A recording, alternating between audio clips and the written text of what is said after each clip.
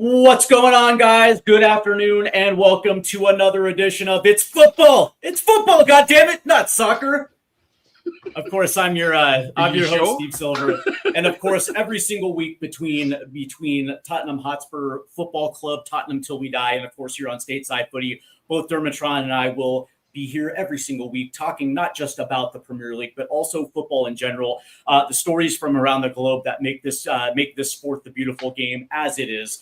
And this week, obviously, Dermo, we're here on Stateside Footy. But before I get into it, man, how the hell are you doing, man? Excited Tottenham's back, I must admit. The World Cup was great, but it's great to have Spurs back. Yeah, looking forward to this. This podcast is something that we did the first episode a few weeks ago. It's going to be every week. I really enjoyed it, but we're going to make it a bigger podcast. We're going to go into places where a lot of people do not dare to go. So we're going to be the podcast for controversy. I think that is the idea of it. And go, as Captain Kirk once said, I forget what was it? Go where no person has gone before. That's what we're going to do with this podcast. Absolutely. And before we begin, please do me a favor and make sure you hit that like and subscribe button and also hit the notification bell. And of course, in the link is a link to Tottenham Hotspur Football Club, Tottenham Till We Die. So you can head over to Derma's channel and also hit that like and subscribe button as well, too. And I also included his link on X. So you guys can find not just me, but also Dermotron. So yeah, do me a favor and support your channel, man. And all right. So you absolutely hit it right on the head, Derma, because this is not just about Tottenham Hotspur Football Club, the club that you and I absolutely adore. It's not even about the Premier League, although we will talk about the Premier League, but this is also the Scottish Premier League, the Irish League, the Japanese League. You know, like we are going to cover stories that we think are going to be interesting. Not just in terms of football, but also in terms of business as well, too. Of course, South American football is going to be something we're going to be talking about. And of course, Major League Soccer over here in the United States. But before we jump into today's promotion and relegation conversation with inside the English football pyramid, I do have to ask you really quickly, now that we're basking in the afterglow of World Cup 2026, how did you enjoy it? I loved it. I have to say, I love Cape Verde's sort of run with the Irish link as well. I think they were my team. I think the best team won in the end, I have to say. I think Argentina were very much anti-football. It reminded me of the Argentinian side of 1990 in Italy, where they didn't make a lot of friends, and they haven't done it again. And what frustrates me about Argentina is they have so many good players in that team. They have so many talented players that they could have really made that a great final, a bit like the one 4 years ago. But I think Spain were the best, were the right winners. Do I agree with the extended teams in it? No. I think you're going to make the World Cup too complicated. I think you're going to dilute what the World Cup's about. They're extending it again in 2030. Yep. It's going to 6 continents as well. And what makes me laugh, FIFA, as much as I think the American organization was brilliant, and I think the Mexican and the Canadian organization was brilliant, I think FIFA have a lot of questions to ask for refereeing decisions. And why are we going to 6 continents in 4 years' time? It just does not make sense. They talk about player welfare. Well, how you protecting a player if he's got to play a game in Argentina, and then in 4 days' time, he's got to play a game in Spain or Portugal or Morocco. It doesn't make sense. Agree. It doesn't make. It's just money grabbing. Yes, I've said it before. I think FIFA need dismantling and building again from the bottom up. But I have to say there was a lot of scaremongering before we went into it, and I have to say I think it was a well-run World Cup and a very good World Cup. Scotland, the fans drinking Boston Dry. There's a lot. I know you went to a few games as well. So what was it like for you, Steve, watching the World Cup in your home country, which I think 94, you were a bit young for that, I think. So to have it again, how did you feel about it? Well, first and foremost, it was a memory that I will never forget. Being in my hometown of Seattle, watching my national team play Australia, but also the interactions that I had with Australian fans. They were absolutely brilliant. And I have never seen my hometown that patriotic before, and all the hoopla and all the political drama and all that nonsense went away. And for at least one day, the day that I was there, we were all united as Americans behind the U.S. men's national team. But I do want to send a quick shout out to the country of Mexico, the country of Canada, and of course my home country, the United States. They put on an unbelievable World Cup. And what I will say, Derma, is that we had the excitement, we had the drama, we had the storylines, and I was kind of curious to see exactly how this expanded World Cup would play out with the third place teams. But one of the things that I liked about it was Canada not only getting out of their group, getting their first win, getting their first points, and getting their first knockout round win. You had the United States getting 3 wins for the first time in a World Cup, shattering their goal tally in a World Cup, which was unbelievable. And of course the drama behind Flo Balogun, which of course it turned the entire world against us for a 24-hour period. But the thing about this is that it was, for me, one of my top World Cups of all time.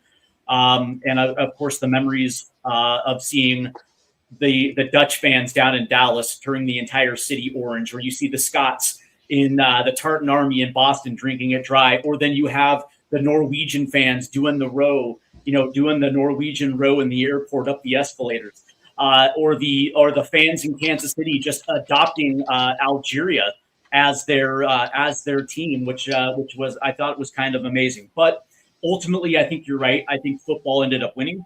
And I think that Spain was the best team throughout the entire tournament. And I kept saying this during the World Cup itself, that it's not about how you start, it's about how you build into this tournament. Yeah, exactly. And this thing started with Cape Verde, getting a draw against Spain. But that being said, they got into their tournament and they were the best team. As far as Argentina, I lost a lot of respect because after that match against England, with their banners supporting, I think it's the Faroe Islands, and the history between England and Argentina. It's like, listen, man, most of these players came around when that popped off. You have to go back to old school Argentinians and old school Englishmen to actually get that type of opinion. And I just think it was something that was unnecessary, and it made Argentina look. For me, at least, it made them look bad. And then, of course, in the final where they have 0 shots on goal. And that's the same thing that happened to Brazil. You can't be a one-man show. You actually have to have other contributors that are scoring goals in order for you to pull this one off. And if it wasn't for Thomas Tuchel in the semifinal bunkering with 30 minutes left, it would have been England in the final instead of Argentina. But overall, I will say that this was an A+ World Cup. Except for 2 things, Derma, and you and I both probably agree with this, that number one, the hydration breaks don't work.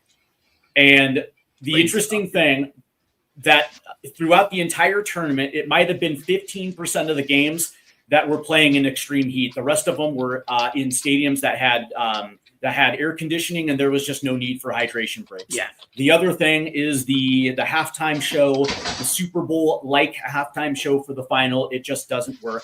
And I really hope that FIFA looks at this and says, okay, for the next World Cup, okay, maybe they continue to have hydration breaks because they will be in Morocco and they'll be in Argentina and Paraguay, Uruguay, whatever the case may be. But as far as the halftime show, you got to scrap that. And I'm glad that UEFA is not going to have hydration breaks for the Euros in 2 years. And same thing with the Copa America. There's not going to be hydration breaks. It's literally just going to be FIFA sanctioned events.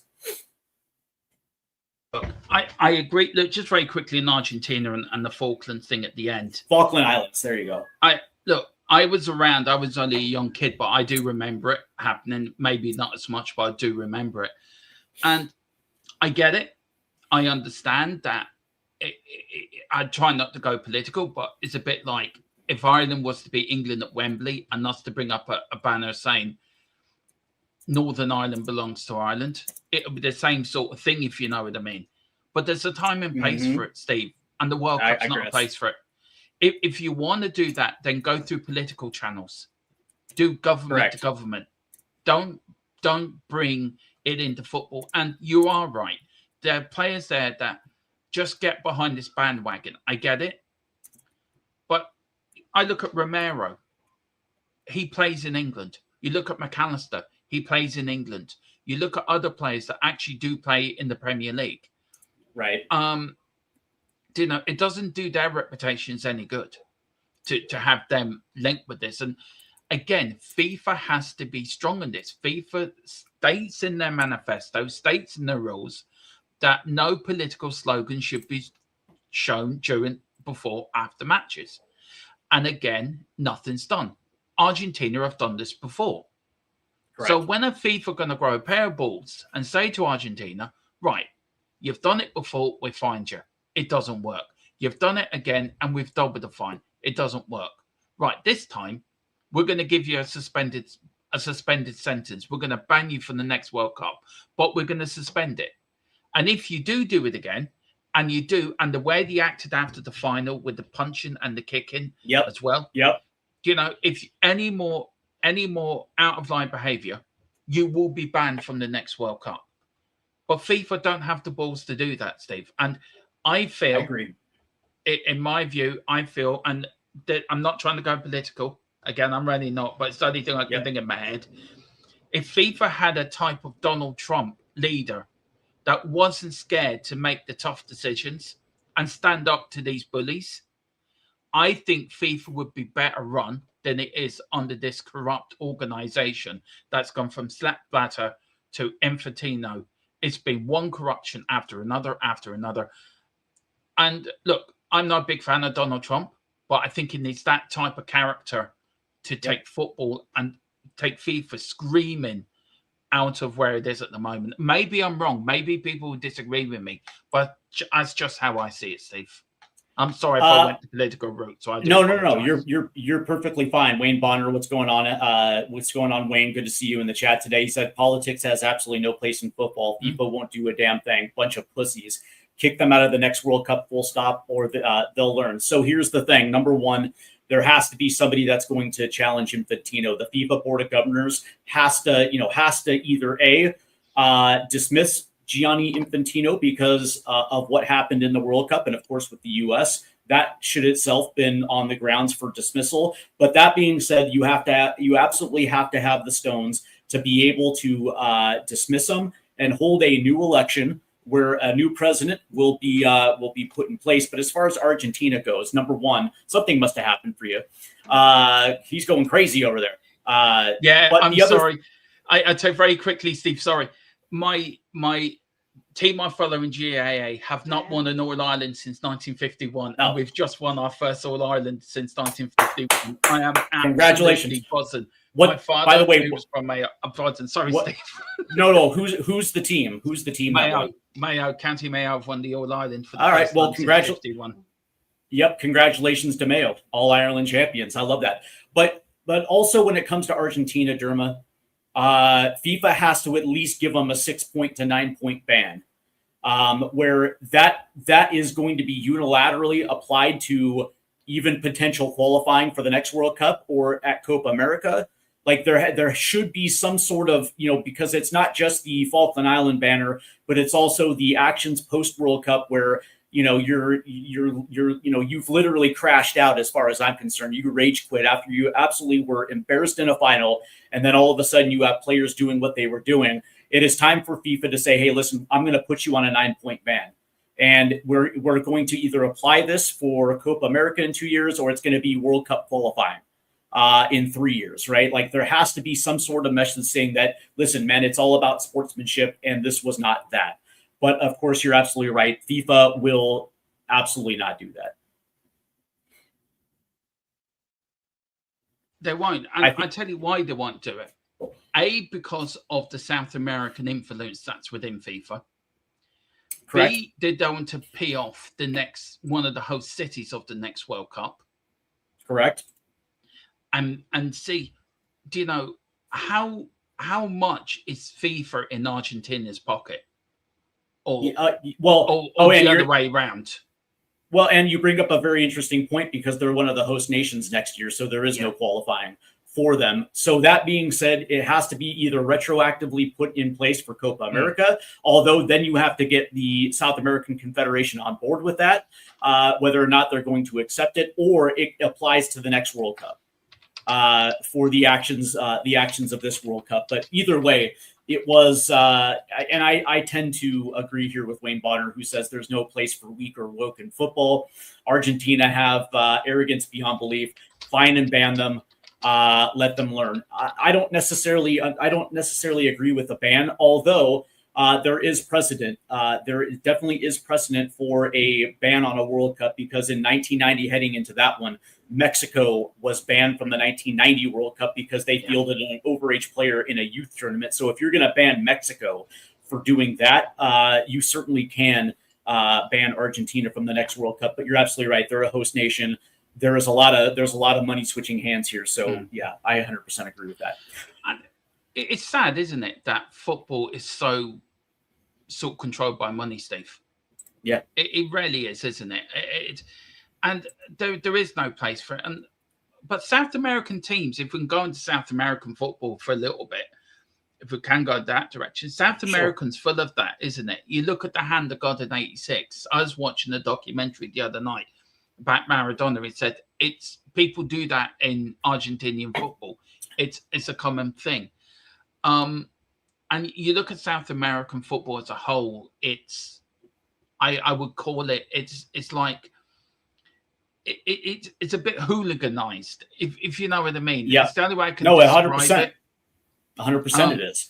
You look at when River Plate play Boca, or when Brazilian football, Uruguayan football. You look at Uruguay, probably one of the toughest international teams in world football, the dirtiest as well in some ways.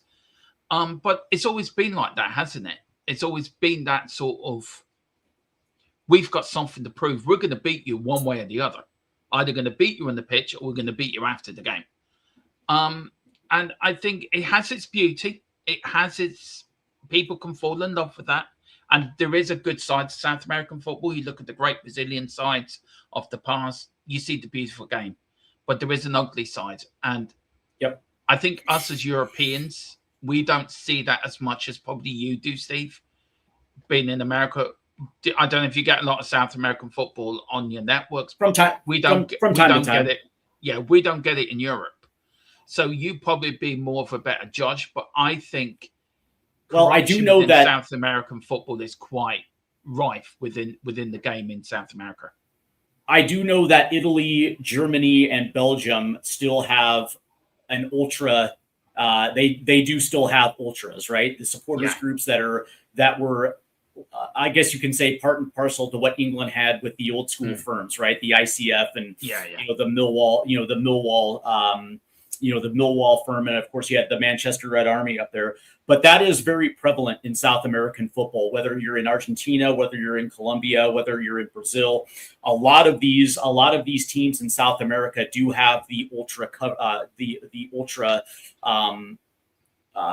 I guess you can say the ultra lifestyle, where when you see the flares and when you see the fan interaction, those are ultra supporters groups, right? Yeah. And because there is a culture of ultras in South America, the expectation levels are unfortunately ramped up, because a lot of these are season ticket holders. And it's just been a commonplace in South American football, as much as it is in Italy still today. When you talk about Inter Milan and they have Curva Nord, and then you have AC Milan with their ultra group, Lazio, and all these other teams that have it.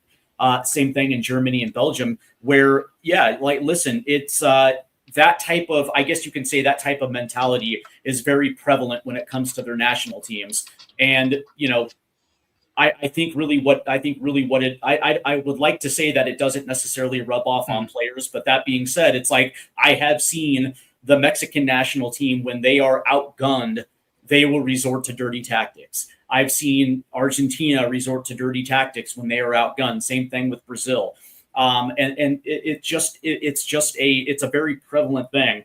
But that being said, it's like the only I guess you can say the group of people that could potentially curve it would be their FAs, their associations, starting from the top all the way down, where we're just not going to necessarily do that. But that being said, they don't necessarily have the funds in order to do it, and they certainly don't necessarily have the policing, where you can, like, at at a Boca River Plate match, they don't have the resources where they can break up these type of these ultra supporters groups. So it just continues to go on.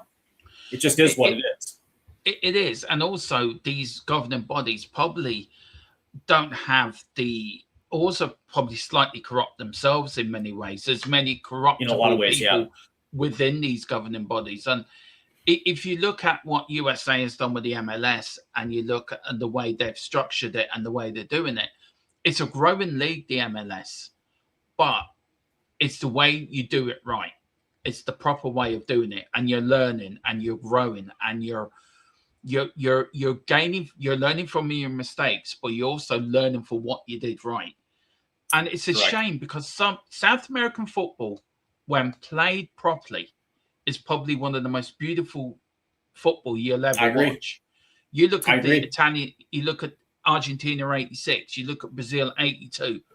Do you know, probably Brazil 82 was the greatest team never to win the World Cup. But it was Brazil 94.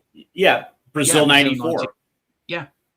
The interesting thing I think Wayne asked is are the United States North or South America? We are in the North American continent, but I will say that the United States doesn't have ultras or firms. We are essentially a zero tolerance type of person, where if there was any type of stadium violence, not only would these fans be arrested, but they would be booted indefinitely from the stadium. They would have their season tickets revoked, and they would just not be allowed. That's the one thing I think about North America, Canada, and the United States is that, we don't put up with that type of hooliganism whatsoever. So, all right, Derma, I like that conversation, by the way. And I also think, by the way, and I will say that I think they're, one of the biggest things that are affecting Italy in the Italian first and second division is the hooliganism, the ultra, because it really does have an impact on ticket sales because, understand that football now is geared around the family. Right. That is what football teams around the world actually try to get is a dad taking his two sons or the entire family going. And if you have an ultra section that have political banners or any type of, racial whatever, parents are more apt to not bring their kids to that type of atmosphere just because it's not something that, any sane, rational parent would ever do. But let's go ahead and get into our topic today. And let me ask you this first and foremost question. Are you a fan of the English non-league? I am or I'm not. I'm from St Albans City. We're in the north, I think north-south. I used to follow them quite a lot when I was younger. And it was a cheap season ticket, 20 quid for the season ticket back in the day. So I used to go and follow them all over the place. We've had runs to the FA Cup second round or, trying to get to the third round. And we did have one season in the National League. We got relegated. We were crap, but we had one season in the National League. So I do keep an eye on St Albans City. But no, not really. I'm more League Two, League One, Championship. But what we're doing this season, I'm going to take more of an interest in the National League because I think there's some interesting battles there. And I think it's not all doom and gloom if you drop out of the league system. Right. I think dropping into the National League, Steve, and I don't know if you would agree, is a good place to rebuild your football club and to rebuild. And if you can get promoted the first time round, I think it leaves you in a better place to go back up the league pyramid again. I think it's important. It's important to have it. And I think more people need to go to their local non-league side and support them because that is the grassroots of football. Jermaine Defoe came from there. Graham Roberts came from there. A lot of footballers, Ian Wright came from non-league football. A lot of big players started there. Yeah. Dude, the Vardy party came from the non-league side. Jamie Vardy. But here, last year it was a sensational race to the last day of the season where York City and Rochdale, essentially came into that last game. Rochdale needing a win, York City needing a point, and it ended up being York City on 108 points. But that being said, Rochdale finished with 106. Carlisle with 95 points, Boreham Wood 90 points. And when you look at the top end of the National League, you're starting to see teams that are I guess you can say, far more professional. They're acting like professional clubs, where the rest of it are, hand to God, are semi-pro teams. They have semi-pro setups, and it just is what it is, right? That is I guess you can say that is the non-league. But that being said, I guess I asked this question because with with more clubs getting away a little bit from that semi-professional atmosphere, where you're starting to see them potentially set up supporters trust, potentially setting up academies, and also being a little bit more active in the transfer window to a little bit better their teams, all of a sudden you're seeing more teams kick up the table to a point where I guess the logical question is, should the EFL recognize it and potentially give them an extra promotional spot? Yes, I think so, because I think that the National League is a league that the EFL sort of look upon. They don't, they sort of, it's like a little brother we don't want to know. We get away from us, get away from us. We're chasing the pretty girl. You're not making my case good here. And I do think there has to be a restructure of it. I think there needs to be 3 promoted teams, 2 automatic, 1 through a playoff.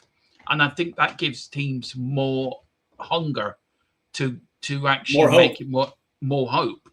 I also think relegation as well. I think they need to cut it down to 3.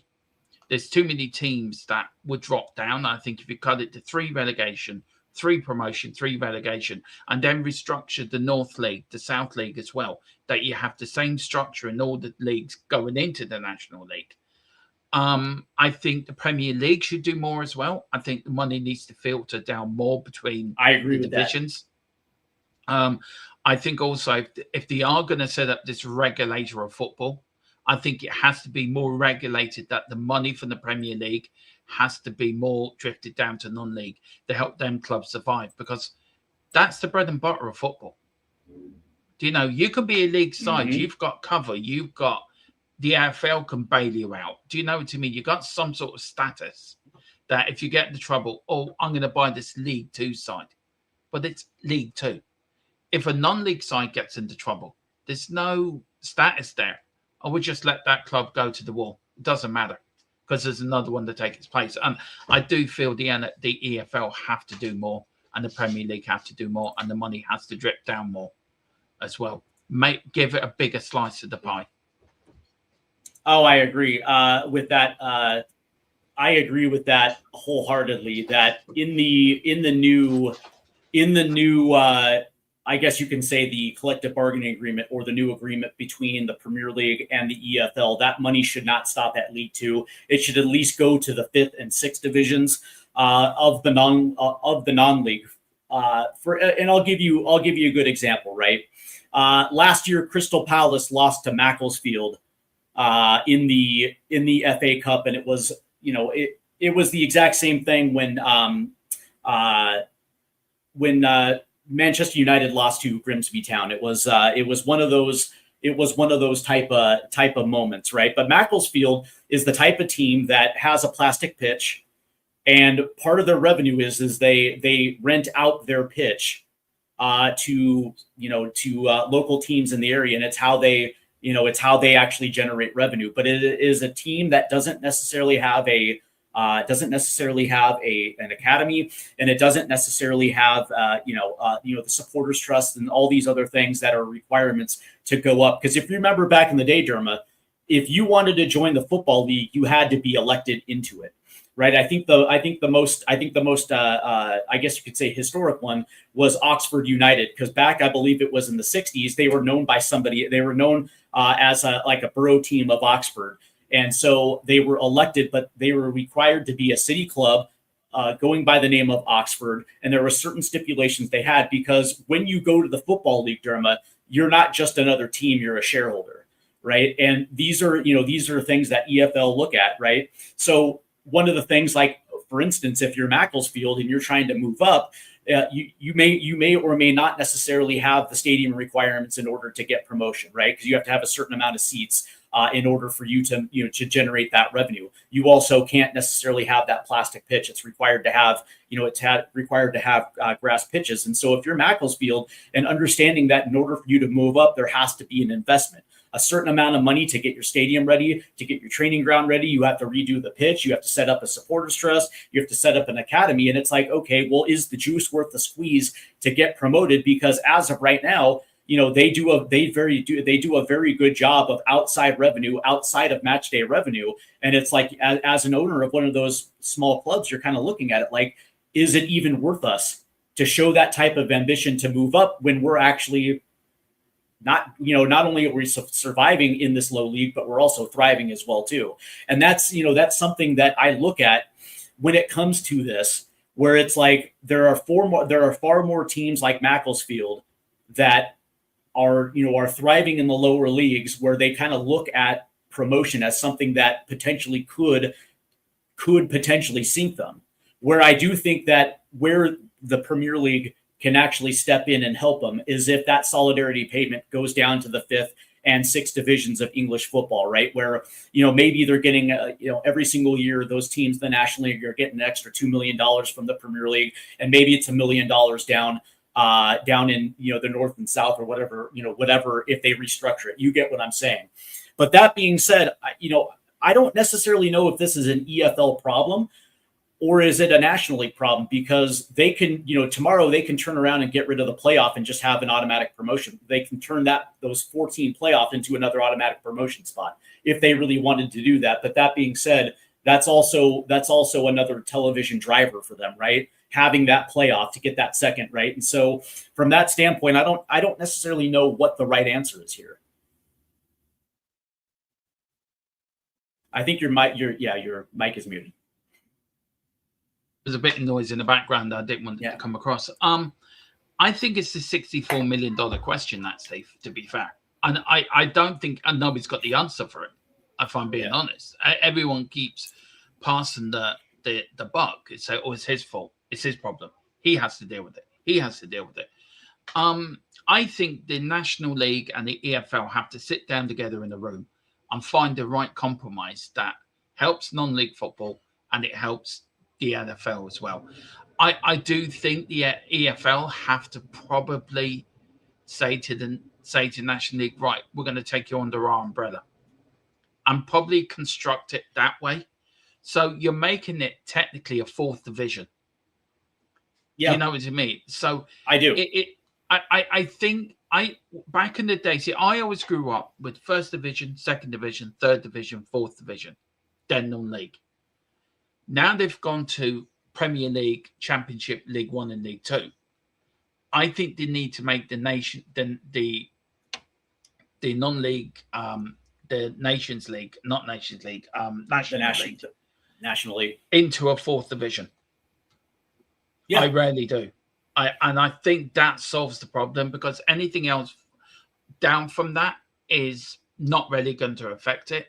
But if you want to make that league more attractive to teams that do get promoted to it, so you're looking at the North-South, the National League South and National League North to get promotion into that National League Premier League, I think you have to make it an EFL 4th division. And I think that gives the teams then more of an incentive to get the house into order, to get the right things done. And maybe then non-league side will get more investment from people, because they're thinking, oh, hang on a minute. If I invest in, say, St Albans City and we get into the top league, we're a league side. I do, but will it happen? No, I don't think it will, but I would like it to happen. The reason why I agree with you is because I've noticed a trend over the last 5 to 10 years where you're seeing a lot of investment into the National League, right? You saw I think Dagenham and Redbridge get new owners. Obviously Wrexham was in the National League, and of course they're now in the Championship. York City now is going into the Football League, and the thing about this is, as long as there's getting investment into the non-league with the idea that they can get promoted, it's only going to make small community clubs even stronger. And under the umbrella of the EFL, where now all of a sudden you are going to get solidarity payments, right? So teams like Torquay are going to be able to are able to benefit. It's going to allow their owners to field competitive teams, but also, you're absolutely right, make sure that their house is in order for them to meet the demands of promotion. But I think from that standpoint, when we're starting to see this type of investment into the National League, I think that is a sign that all of a sudden there's clubs that were in a position where maybe they were going to get liquidated, all of a sudden now are actually thriving and healthy. And I think with that should be actually attractive to the EFL. And even if they start off by essentially moving the National League under that umbrella, and you're going to take the 20 teams that I guess you can say that already are operating a professional, a professional system, right? And then we're going to start there. And then you're going to say, like, in 5 to 10 years, then we're going to take the North and South and bring it under umbrella. But now you have 10 years, you have runway to make sure that you guys attract that investment where you guys can, essentially get your infrastructure done. And then from that standpoint, we'll bring you in. And now all of a sudden we're going to have, a 5th and 6th division within EFL. And as you know, the EFL is now allowing the Premier League to negotiate their television deal coming up. And so from that standpoint, there's a good chance that the solidarity payments are going to be bigger, but also when it comes to money for the EFL, just off their own television, it's going to allow owners to have that extra influx of cash that's going to help them. So if you're Charlton Athletic, you can actually do something outside of making sure your academy is the best in the best in lower leagues. You can actually bring in a little bit better quality player, and the same thing is going to be able to happen with the non-league as well too. Yeah, I agree. And also, like, I've noticed in La Liga as well, why not put some of the Premier League's under 21 sides into that lower league? Yeah. So it gains. Say if you've got like Tottenham, Man United, Chelsea, say the top 6, and not saying all the Premier League, but say put the top 6 under 21 side into there, right? It gains more popularity because there's big clubs within there, the under 21s in there. To do it, I think also with they do that. I believe they do that in Germany and Spain as well too, where the under 21s are a part of like the 3rd division or something like that. They do it already in a cup competition within non-league that the under 21s go in. It's like done on a league basis, I think. I can't remember. I'll find out. But that would gain more popularity within that sort of league as well. It gains the youngsters more experience playing in the league. So they're not just playing other under 21s where all they're gaining is playing players of their own age. They're playing proper seasoned professionals. I think A, it works, and B, it gives that National League more credibility because, hang on a minute, there's teams here. I want to play that team, like in the North, National South and National North. If we get promoted, we get to play Tottenham, we get to play Man United, we get to play such and such. And I think also, and then that gives more views for TV viewership as well. I think TVs then want to pick up some of these games. Oh, hang on a minute tonight. It's, I don't know, say Morecambe versus Tottenham under 21s. Hang on, there's no football on. Why can we not show that on Sky on a Friday evening or a Thursday evening when there's nothing on? And I think it's a no-brainer. But I agree. I just don't know. I don't think people within the EFL or the Nations League have the bollocks or the balls to be really sort of out of the box thinking. And I think that's the problem. Everyone wants to be too safe. Everyone wants to say, we want to stick within the rules we've got. We want to stick within the confines of what we've always done. Well, be bold. Be aggressive. Be bold. Be look, if it works, it works. If it doesn't, go back to what you had before. But for it to grow, you've got to be bold with it. We may not agree with the World Cup, but look what it gave us with the extended teams. But I think I think the one thing that even if you go down to the National League North and South is that you still have a lot of clubs that are essentially operating a League Two professional type of setup, right? And I think if this was like 20 years ago, maybe I would feel a little bit differently. But because we have seen that investment into the non-league, and and because of that, it has actually changed the fortunes of a lot of these small club town teams. That should only benefit English football. That should be a benefit to the English football system, that all of a sudden you have these teams that are actually capable of promotion. And I use the word hope because hope is actually a good thing. Because if you are, if you're Torquay United down there in the South, you want to be competing with Southampton. You want to be competing with Brighton. You want to be competing against your local teams. And you also want to be doing that. You want to do that outside of the Carabao Cup or outside of the or the FA Cup. You want to be able to do that in league play as well too. And there should be a little bit more of a straightforward answer to then just, okay, cool, I get promoted to the National League, and well, because we finished in 7th or 8th. Well, whatever. It's like you have to be able to give some of these clubs a little bit more hope that they're going to be willing to maybe potentially go the extra mile, because now there's a couple automatic spots plus playoffs. So I don't know. Like I feel like taking the National League under the umbrella of the EFL would be a very good. I think that would be a happy medium for the EFL. But I also think that it not only improves the English game, but it also improves the English youth game as well too. Yes, because more money means that you can go from a Cat 3 academy to a Cat 2, which means you can scout, you can hire better scouts, hire better coaches, which means your player development is going to improve, which means you're going to be able to put younger kids in different areas of the country in the shop window more than just if Torquay plays whoever in the Carabao Cup. That's the only way that that some of these teams are going to be able to notice that, hey, we're actually doing a good job with youth development over here. Yeah. No, I agree. I totally agree with that, Steve, 100%. And look, let's hope it happens. Let's hope the EFL do have the balls to do it, because I think it needs to be done, if I'm being honest. I agree. So I'm glad we had that conversation, because I've been kind of thinking about this a little bit, and there's certainly ways that I personally believe that the English football system could absolutely improve. And of course, I think Wayne Bonner said it right here. There's more than enough money in the modern era. And I 100% agree with that. And the fact that there is a floor where the money ends, and it's like, why not allow some of that money to trickle down and actually give the Tranmeres of the world, or, the Macclesfield of the world, have the ability to improve their infrastructure and put them in a position where they can be a lot better. But Derma, let's talk about promotion, because this is I guess you can say this is our promotion and relegation show. Obviously we are in the preseason. A lot of teams are in their preseasons, but it's always a good time to talk about who's going up and who's going down. And last year in EFL League 2, Bromley ends up winning the League 2 on 86 points.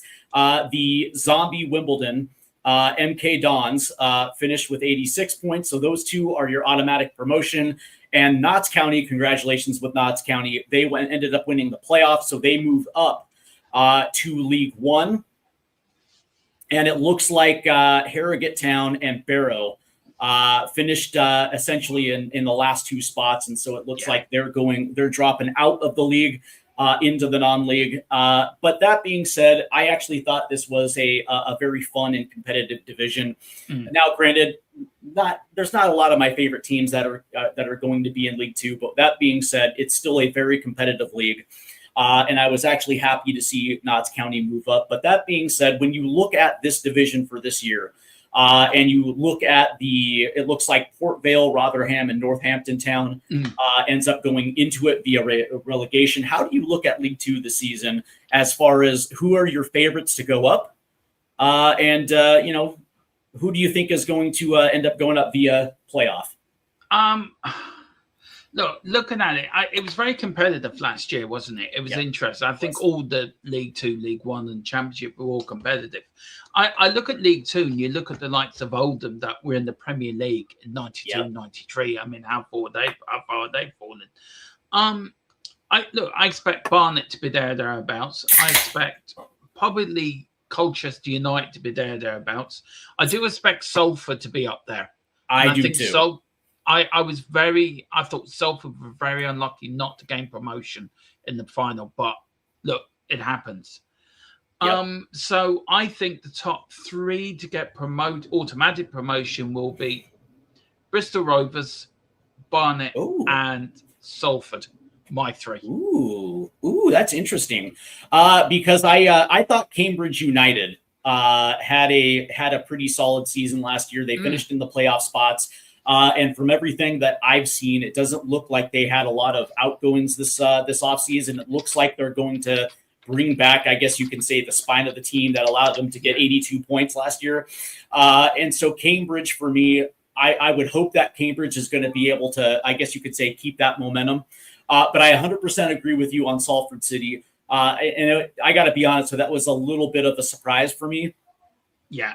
Seeing Salford compete the way they did last year. And again, it's almost the same thing with Cambridge United. I actually think Salford is going to be, again, bring back the nucleus of the team that was able to see them compete. I actually think that Salford, I actually have Salford winning it. I have Cambridge coming in second. So those are the 2 automatic. Yeah. But here's a team that I think is on the cusp of potentially not only getting into the playoff, but also potentially winning it, is Grimsby Town. I kind of like Grimsby. Ooh, interesting. Mm-hmm. Very interesting. I tell you took that from left side. You threw that one in. Yeah, that is. That's a good shout, actually. To be fair, where did Grimsby finish last year? Let's see, Grimsby 7th. It was 74. How many points? Let's see, it's Grimsby 78 points. They're only a point behind Chesterfield. They're only a few points behind Salford City, by the way. Yeah, do you know what, Steve? That's a good shout, I have to say. Well, yeah, I don't know. Like, Grimsby seems to be the team that has kind of been there for the last couple seasons, where they either are just right on the cusp of doing something, but they're never that kind of team that kind of flails mid-table. They've certainly been pretty decent over the last couple years, and I just think that with that team, I just feel like they're I don't know, man. There's something about that team that I like. Yeah, and I think Grimsby. I think Grimsby is going to come out of that playoff. I don't know. I just like them. Do you know what? It's not a bad shout. That is not a bad shout. I think for relegation, I mean, you look at the bottom 2, and look, Walsall are always thereabouts down the bottom. How they survive it is beyond me. York City as well will be thereabouts. It's sad to see Swindon Town down there as well, to be fair. In the sort of League 2. I think my 2 to go down, Steve, will be York City. And no love for York City. Moving up, they're like, nah, you're going back down. Do you know what? I'm going for a big surprise to drop out of the league this year. Okay. I'm going for Tranmere Rovers. Oh, really? I'm going for a shock this year. I'm going for a shock. Okay. That will be the shock. I think that will be the shock relegation. Tranmere. Okay. Let me all right. So let's go. That's I forgot about that. Let's go ahead and let's see who all right. So my 2 going down, I think it's going to be, all right. It's going to be Northampton Town. I think they're going to get relegated again. This one to the National League, and I think I'm going to go Port Vale. Ooh, interesting. Yeah. So we've both gone for 2 biggish clubs. That's interesting. Where did Port Vale finish last year? I think they were down. Yeah, they did. They went down from League 1, didn't they? Yeah. But see, Tranmere only finished 21st last season. I get it. With 41 points. So, Port Vale. Do you know what? Port Vale's not a bad shout, Steve. It's going to be interesting to see us right on that. By the way, we're going to have a bit of fun on that. I saw Port Vale on a handful in a handful of games last year, and they were diabolically terrible. Yeah. And I just don't think that they're going to potentially make that type of investment to not only chase promotion this season, but also be able to try to stabilize and stay in the league. I just look at that team as a sinking ship. So I don't know. No pun intended, but yeah, I got Port Vale going down. It'd be some crack if both our teams are fighting out for the last spot. It'd be like it'd be a last day saloon, you and me biting our fingernails. You can imagine the watch along we could do to that after playing each other, Steve, right in the last game of the season. Jesus. All right, so moving to the EFL League One. Congratulations to Lincoln City as they won League One on 103 points. I absolutely love that for Lincoln City. Cardiff, let's go Bluebirds. They're the second automatic promotion into the championship, and it was the Bolton Wanderers that won in the playoffs. So congratulations to Bolton. They're going back into the championship, and then last year it was Port Vale, Rotherham, and Northampton Town to go down. This is an interesting to see. This I actually like this division because, quite frankly, I like some of the teams that are in it. I happen to be fond of Doncaster, and I'm kind of fond of Barnsley as well too. Also, AFC Wimbledon, I happen to enjoy quite a bit. So, your thoughts on League One? It's going to be a competitive league. There's a lot of big teams in it. Sheffield Wednesday are there. Reading are there. As you say, MK Dons against AFC Wimbledon. No love between them two. That's a whole different show about them two clubs. Leicester City also going to be in there as well for the first time ever. Do you know what? I think it's only two from automatic, isn't it? Right. I think my top two for automatic promotion will be Leicester City. Ooh. And do you know what? Sheffield Wednesday.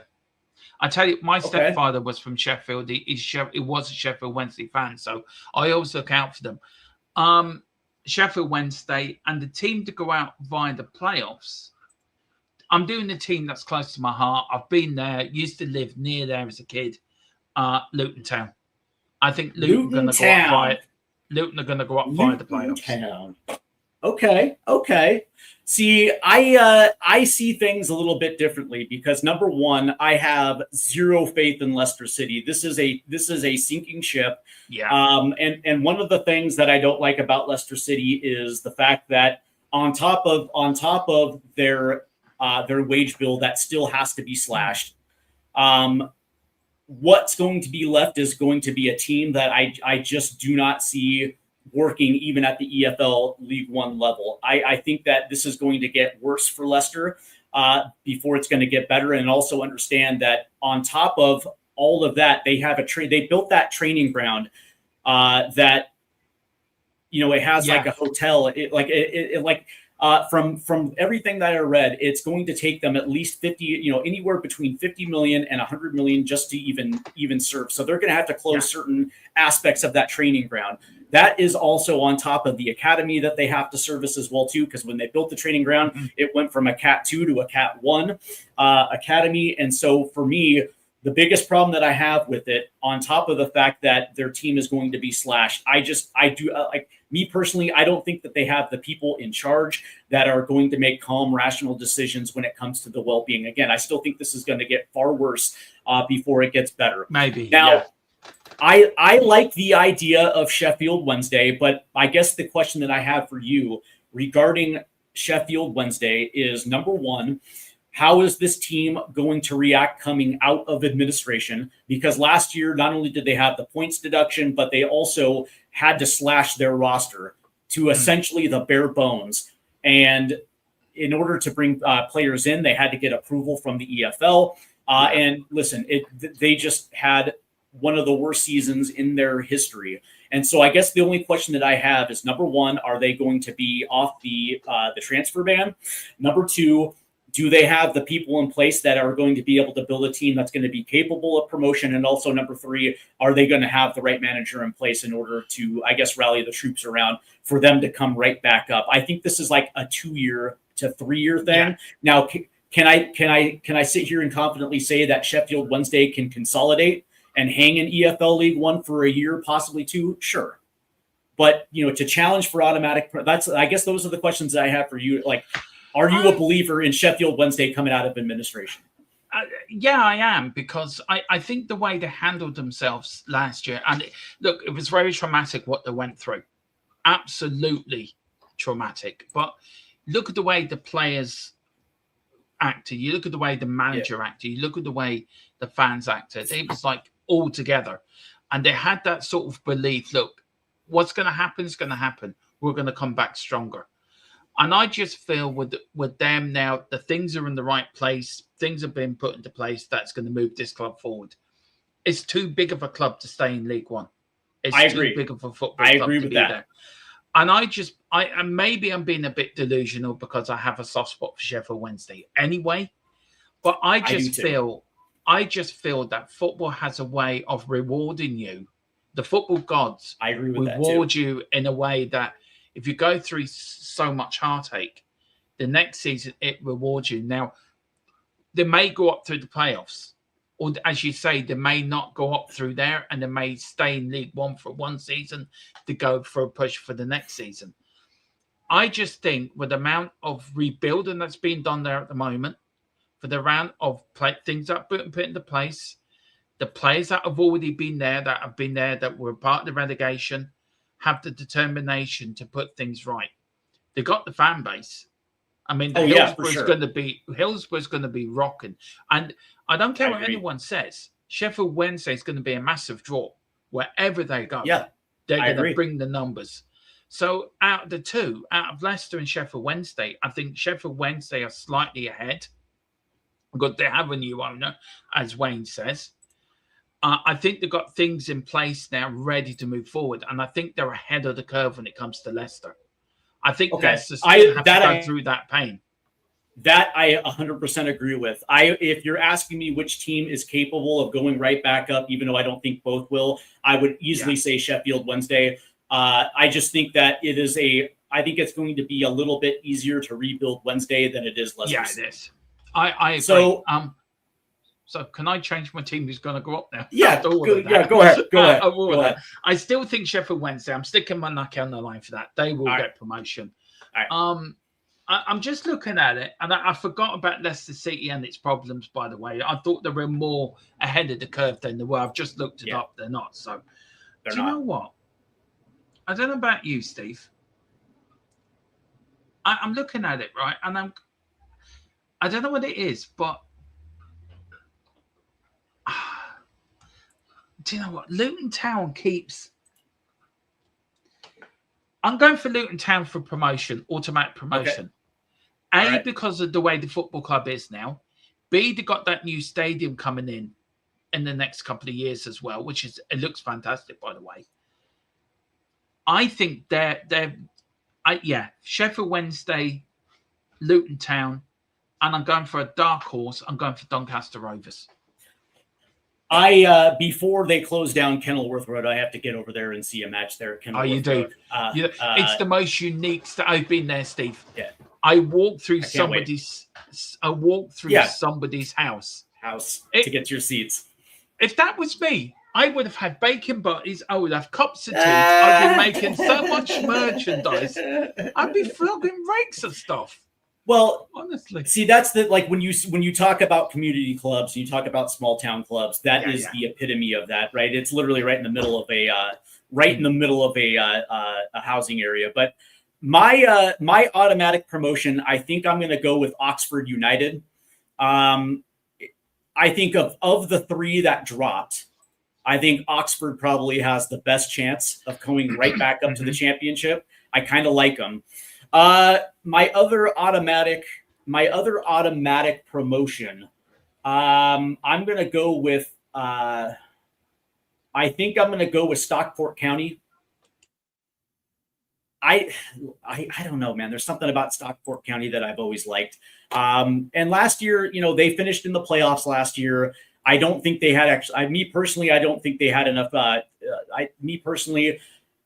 They were so good defensively. They only conceded 13 goals last season. So defensively, they're resolute. But when it comes to for me, it was just all about luck and timing. Last year they scored 58 goals in the league. They had their points differential was insane. One of the best teams in the league not to find promotion. I think this year they're going to get promotion.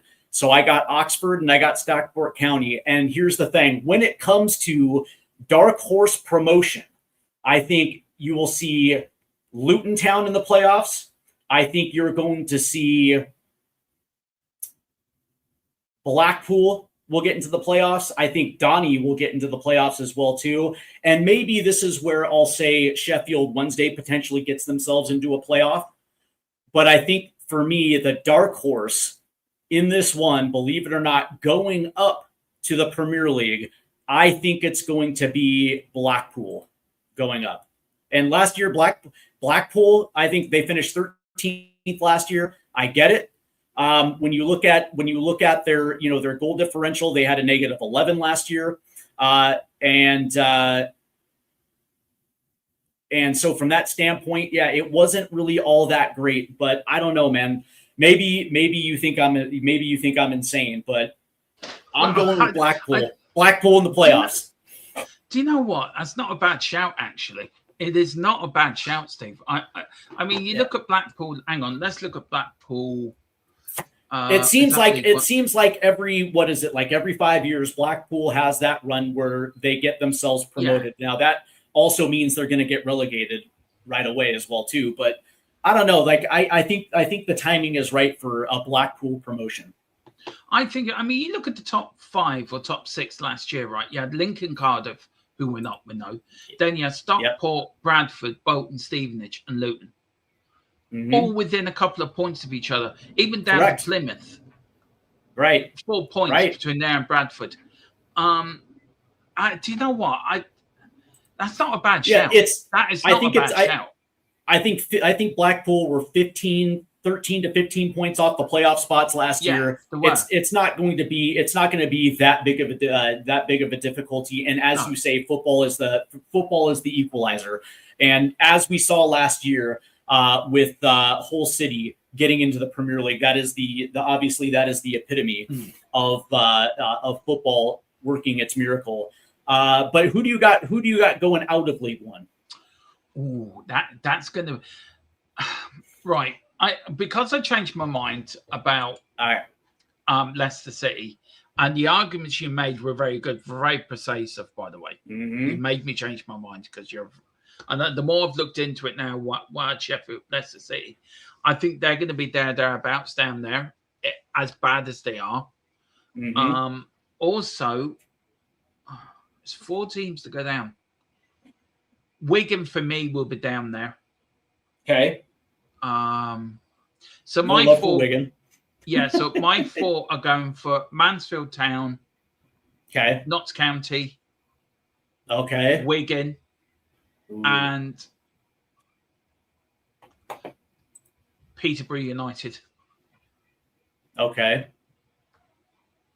Interesting. So you have Peterborough, Wigan, Peterborough, and who else? I've gone. Sorry, let me bring it back up again. I've gone for Mansfield Town, Peterborough United, Wigan Athletic, and who was the 4th one I picked? Who was the 4th one I picked?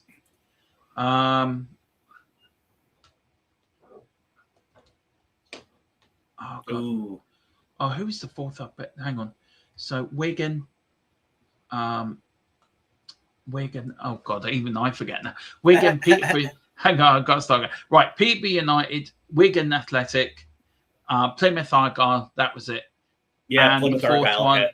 I'm gonna go. The last one I'm gonna go for is. Do you know what? And it's going to be outside the box here. Okay. MK Dons. I'm going really outside the box. Oh, nice. So you have 2 teams that came up going right back down. Okay. Yeah. All right. So I actually kind of want to see York City stay, but my relegation teams, believe it or not, are going to be it's going to be Leicester City. They're going down. Mm-hmm. And I think one of those teams stays up. And I think that might just be MK Dons that stay up. And then it's going to be I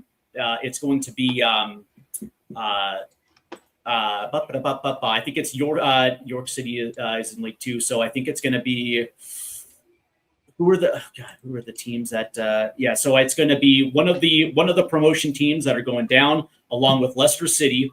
I hate to say this, but I have Burton going down. Oh, interesting. And I hate to say this too, but I have Leyton Orient going down. I wouldn't be surprised if that happened, if I'm being honest.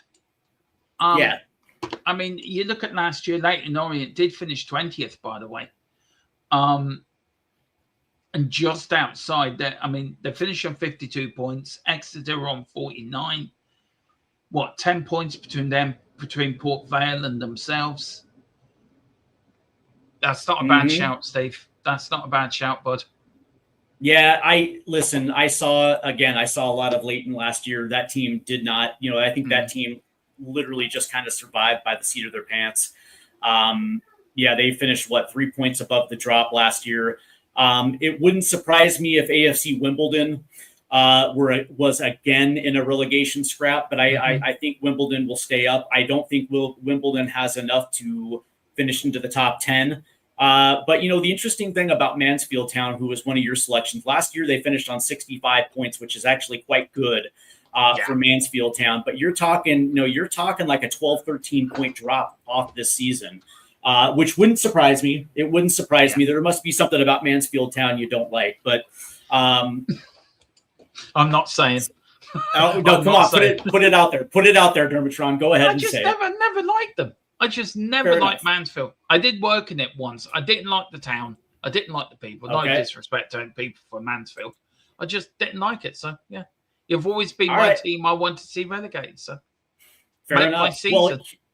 Well, here's the thing, though. And again, I think this is going to get worse for Leicester City before it gets better. I'm not a believer that they're going to be able to turn their fortunes around and get automatic promotion this year. As a matter of fact, I think this is going to be their third straight relegation into League Two, because I just think there is so much work they have to do, not just with their squad, because they still have contracts. See, that's the thing. It's like they did have relegation clauses that went from the Premier League to the Championship, but they didn't have release clauses in case of a relegation again into League One. Yeah. And so they have like 6 to 8 contracts they have to get off. And of course, the players can just say, no, we're not leaving. You know what I mean? So there's going to be an intricate dance for them to slash their roster, at the same time bringing in players that are going to be capable of competing at EFL League One. And it wouldn't surprise me if they don't get that business done. And and again, when you talk about who runs that club, how they've essentially ran this club into the dirt, they're still very active in Leicester. And I think this is going to get even worse before I think the football regulators are going to have to step in. And would it surprise you if Leicester City within a year or two finds itself in administration? I'm surprised it hasn't happened already. Yeah. If I'm being honest. I agree. And don't be surprised if it happens next season. Yep. One thing about Leicester City, by the way, and I think the owners have to take full responsibility for this, how negligent they've been to let a club that won the Premier League so many years ago fall into the state it's in and fall into League One. I mean, I feel sorry for the fans. And that's who you do. I feel sorry for Sheffield Wednesday fans. Yep. I feel sorry for Leicester City fans. These owners have a habit of running clubs into the ground, getting them into so much debt that they can't do it. What's the owner do? Well, I'm going to sell it to you for £1. Yeah. He walks away scot-free. He walks away, well, I'm not in any problems, but he's left a massive hole behind him with the football club that they could go out of business. It's not just the players, it's the people that work within the football club that all depend, it's their livelihoods, how they pay their mortgages. Yeah. And I think football in general has to do more, that these owners are taking more into account. Even if you leave a football club and you do sell it, you should be still held to account for the debt that you got that club in. So the debt follows you. So you can't That just shake it off. Yeah, I mean, and essentially it protects the new owners. But that being Yeah. said, because if you rack up so much debt, I would like to see some sort of accountability with that as well too.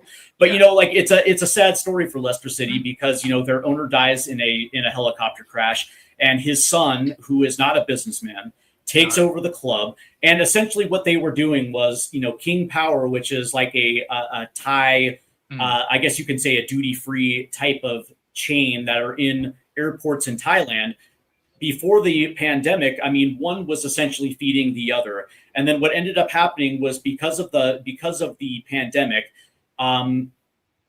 King Power ends up going into what the equivalent is of what administration is, because their biggest source of revenue was having Chinese people that were flying into Thailand specifically to pick up these expensive, elaborate goods that King Power would sell. And then, of course, with the pandemic, nobody was flying in. And even when the pandemic ended and China opened up, they still weren't getting that type of traffic coming into their shops. And so what ended up happening was they go into what is the equivalent of administration. And now this kid, who is the son of the former owner, who literally has no business acumen whatsoever, now all of a sudden he can't have one fund the other. And as we've seen, Leicester City has essentially fallen by the wayside. And it wouldn't be surprised if they took out loans in order to float that club, which would have made things absolutely worse. And of course, I'm just giving like a brief tutorial of the situation. It goes a little bit deeper than that, but I feel bad for Leicester City fans, because obviously they won the Premiership, they won the FA Cup. And, like, that's the thing. It's like for that 5-6 years there prior to the pandemic, they were kind of the feel good story of the Premier League. And they decided to build the training ground because they wanted to bring that team into the modern era of what it is to be a Premier League football team. There was a time where Leicester City, fans of Leicester City were thinking that they were going to be a part of the Big Six, the Big Seven. Yeah. And all it took was a global pandemic to completely sink their fortunes. But Derma, let's move up to the championship, because as we just said, that we have Lincoln City, Cardiff, and Bolton moving in. That means Oxford City, Leicester City, and Sheffield Wednesday drop down. On the top end, Coventry, Ipswich, and Hull City move into the Premier League. So first and foremost, this is one of my favorite divisions in world football. I love the championship. So first and foremost, your thoughts on the championship? It's going to be interesting. Southampton probably starting on minus points as well because of the spine that threw the playoffs into complete chaos. Yeah. I personally, I think it was all handled pretty badly by the EFL. I think it wasn't handled right. I feel sorry for the fans of Southampton because it wasn't their fault that the management or whoever did it at Southampton. I do feel the NFL have to come out with more strength, stronger punishments to stop this happening. Leeds did it a few years ago, I was told, and they got fined quite significantly amount of money. Just out of curiosity, what is the points deduction on Southampton? Is it a 6-pointer? I think off the top of my head, it's 6 points. I might be wrong on that. I think it might be. I'm looking at the table as I'm talking to you, and this. Oh, sorry, it's 4 points. Okay, that's perfect. That's perfect. Okay, I don't think that's far enough. I think that should be minus 10 because you've given yourself an advantage over your opponent. And as soon as it came out, Southampton should have been thrown out of the playoffs straight away. That second leg should never have been played because it gives it. We knew Southampton had got to the final. You got the fans that are excited to go to Wembley. They've bought tickets. As soon as it came out, the game should have been said, right, we're going to pause the game for 48 hours. We're going to look into it and we're going to make a decision there and then. And it should be a 10-point deduction because that sends out a deterrent. You do this, wherever you are, you're going to get a 10-point deduction. Plus, if you're in the playoff semi-final and you get caught doing it, you're going to get thrown out of it. I think the EFL blew a huge sigh of relief the Hull City got promoted. Could you imagine the absolute chaos the EFL would have had to face if Hull City didn't get promoted, right? Or Southampton were allowed to play that final and Southampton got promoted. Could you imagine? It's the equivalent of Manchester City avoiding their 115. Like it would be nothing to see here. Nothing to see here. I'm not a fan of it either. Was it Middlesbrough that played in the? I'm trying to think who. Was it Middlesbrough? Yeah, they did, and they lost. Yeah, they did. It was Middlesbrough versus Hull City in the playoff final, and it was Hull City. It was Hull City that beat them. Yeah, I'm trying to think. So look, my point still stands. Hull City, not Hull City. Sorry, Southampton should have been chucked out of it straight away. That second leg should never have been played. I agree. And I feel sorry for likes of Middlesbrough and that because it wasn't their fault. Another team cheated, and as you rightly say, it's equivalent of Man City what they're doing. But the Premier League won't get off their arse and do anything on that either. We all know Man City are going to get away with it. Well, then basically do what you want. Let me ask you. Now that Pep Guardiola is gone, and now that the great Pep has exited stage left, do you think now they come down on Man City? I know we're getting a little off topic, but now that it's Enzo Maresca and not Pep Guardiola, the Premier League haven't got the balls to do it. They haven't got the balls to do it because it goes bigger than that, Steve. It goes more into, I think it goes into higher levels more than football. I think it goes into political sort of schemes where we're giving you so much oil or fuel into your country. You do that to our team, and we're the owner of that team. We're going to stop this, and then you got to think. Yeah.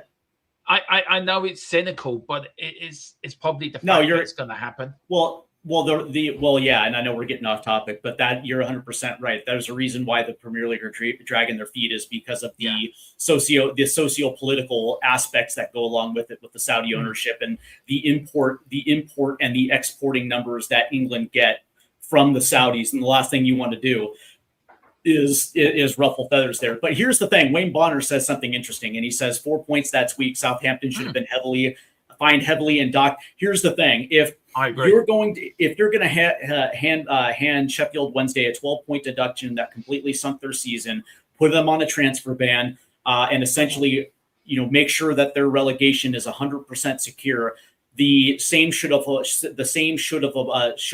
Because if you're going to make the case that because of what Sheffield Wednesday was doing was an unfair advantage because they were spending X amount relative to their revenue. Well, here's the thing. This is also a competitive advantage as well, too. You're literally spying on your opponents to get a competitive advantage to ensure your promotion, and it should be handled in the exact same way. I know there are two different infractions, but that being said, the penalties should be the penalties. Southampton should be on a 12-point deduction, and they should at least have a transfer ban for this upcoming season. And a statement should be made. And I know you're going to say, well, maybe that might be a little strenuous, but no. Because a competitive advantage is a competitive advantage. Whether you get from point A to point B differently, there should be a statement that should be made, period. I agree, but as well as I do, Stephen, maybe you might disagree or agree with this. We know it got on in the game. We know every team does this, right? It's only when you get found out that all hell breaks loose. But I agree with you 100%. There has to be a bigger a bigger points deduction that this doesn't happen again. A transfer ban, I sort of get your point. I do get what you're getting at, by the way. I think it's a little bit harsh, but I understand your point. I think the points deduction 100%. But I think the EFL look at teams right. It's easier to get rid of Sheffield Wednesday than it would be to get rid as a big club like Southampton. Because Southampton are a big club. So are most of the teams. So if you look at Sheffield Wednesday, well, look, they're financially ruined. We'll get rid of them. That's a headache gone. And you look at Southampton, former Premier League teams, they've been up there. It's okay. We'll be all right with you. I agree. 20 points deduction transfer ban. I do. I agree with that. Maybe a summer I agree ban. with it. Would you compromise on a summer ban? No, it's got to be unilateral. So it's a 1-year ban. I get you. That and by the way, it doesn't mean that you can't add players, but you have to ask the league, the league for permission. And if that means you only get free transfers, then so be it. Like Sheffield Wednesday had to ask. Yeah, like Sheffield Wednesday. I get you. Yeah. Do you think that stops it though, Steve? Do you think that really nails that coffin that no team would do it? Because they find another way around it to do it. Well, the reason why I believe so is because the ban, the points deduction, essentially ensures that unless they have a great escape, they're going down. And maybe that's the punishment that they have to go through. Being relegated down to League One, as an example, like, hey, by the way, you're going to have to work your way back up into the championship, but also it sends a message to everyone else that weren't cheating, that if you're going to engage in this type of behavior, we're going to make sure that we ensure that you get, there's going to be an exodus to League One, that your shenanigans are not going to, you're not going to be able to get away with this. So that's the way I feel about Southampton. But when you look at I guess you can say the championship places 7 through 12, 13. Yeah. Are there any teams that you're looking at thinking like, ooh, these teams right here potentially could find their way into a playoff? Like, who are the I guess I'm going to say like the teams that you saw last year and you're kind of looking at like, man, if this team can stay healthy, these teams are going to be in the playoffs this year. I would have to say Middlesbrough. I think they will be there and thereabouts. I don't like saying it because I hate the club with a passion. I always have done, always will do. Millwall. I think Millwall are building something really special there. I do too. I just don't like them as a football club. Norwich City again. I don't. I've just had bad experience with Millwall. Fair enough. I tell you, it's a true story. I was working in South London on a building site, and it was a Saturday, and it was the day Millwall were playing Leeds, right? And our building site was on a side street. So the police, in all their bloody wisdom, right, decided, I tell you what, we're going to march both fans down this side street and let them have it out with each other. It was like a selection of fans. Like, for about half an hour, I've never seen so much dirty fighting in all my life. It was like full-fledged, everything being thrown. They tried to get into the building site to get bricks. It was that comical. So yeah, that's crazy. Yeah, it is. I tell you another one. I think Burnley will be there and thereabouts, of course. Former Premier League. Yeah, I can see that. I think if I'm going for a dark horse, Derby County. Oh, I like that. I like that a lot. And especially when they get Patrick Aubameyang back. Yeah. I think he had a little bit of an Achilles injury late in the season, so it's going to be interesting to see when they get him back. Yeah. But I'm looking at Wrexham. Of course, I'm looking at Wrexham. Last year, 71 points. And what's interesting about this is they weren't necessarily looking for promotion last year. They were trying to consolidate in the championship, give themselves a year versus competition, and they nearly made it into the playoffs. And depending on what Phil Parkinson and Wrexham do from between now and to the end of the transfer window in order to get a little bit better, I can see Wrexham definitely kind of being in that mix. You mentioned Norwich City.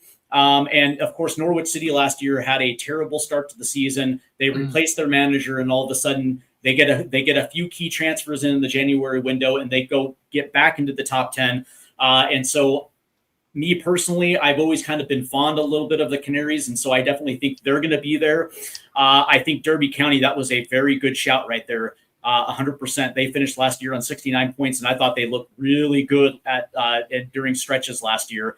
And I think they finished 3-4 points off the playoff spots. Yeah, they fell off at the end, didn't they? Only 2 wins in the last 5, so they did fall off a bit at the end of the season. Bit. But, yeah. The curious case is going to be Birmingham.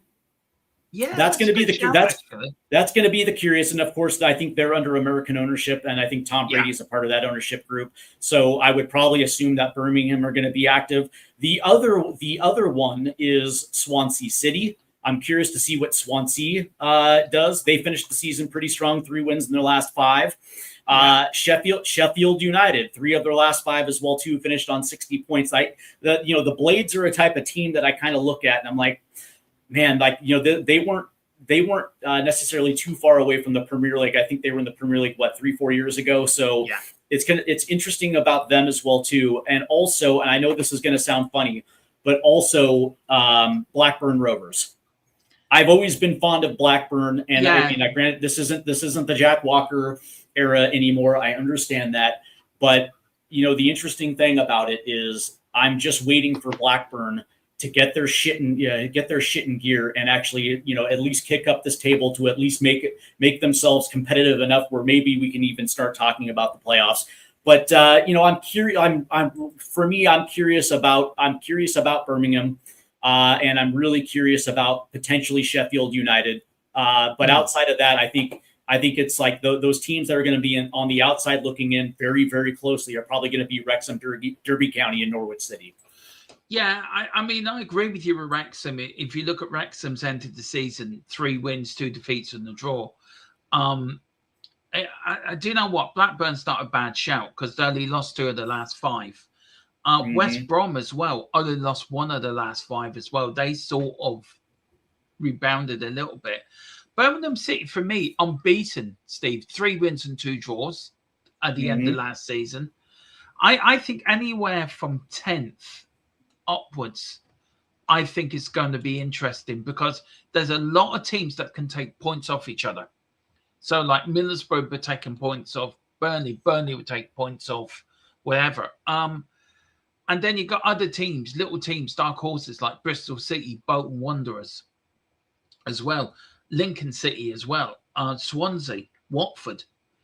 It's a I think, look, as much as I love the Championship and I do love watching it, I think this is the most competitive Championship we've had in a while. It's going to be.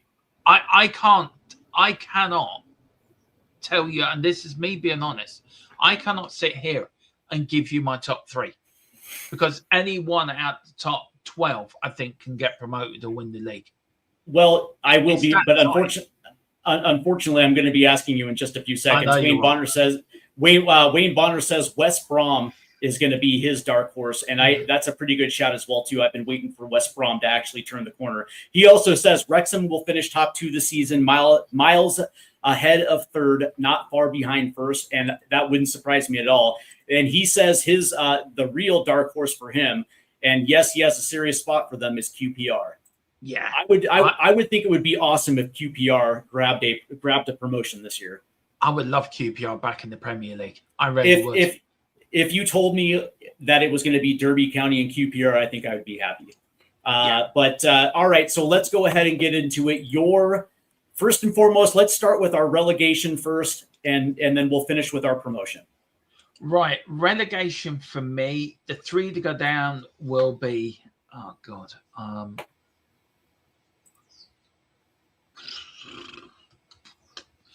I don't like saying it, but Lincoln City.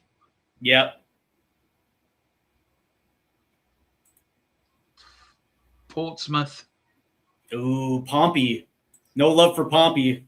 I don't like saying it, and do you know what? I think West Brom are going to be thereabouts.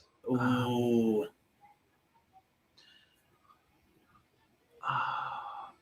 Do you know what? I'm going to have to go West Brom. I think they're going to be the big shock, the big surprise. I don't think they've done anything. I don't think they've done anything in the summer to improve their situation. I don't think they. Yeah, sorry, I'm going to stick with that. West Brom. I hope I'm wrong.